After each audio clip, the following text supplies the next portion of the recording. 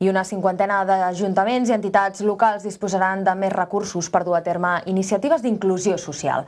El Departament de Governació ha presentat els convenis destinats a l'atenció de la comunitat gitana i per introduir les noves tecnologies als col·lectius amb menys recursos.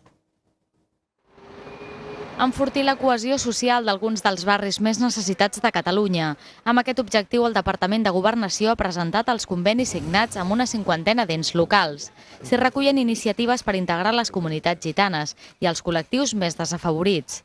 Els convenis estan dotats en total de més de 2 milions d'euros. S'enduen la major part als municipis barcelonins, seguits dels gironins i els de la Catalunya central. El nostre interès no només passa per avaluar puntualment cada projecte de manera sistemàtica i continuada, sinó que també necessitem i volem tenir una visió sencera, completa, una visió transversal i territorial que ens permeti corregir en un mapa constantment actualitzat les necessitats dels pobles, de les viles, de les ciutats, dels barris. Els convenis també tenen com a objectiu introduir les noves tecnologies entre els que no hi tenen accés i crear espais de relació entre els veïns.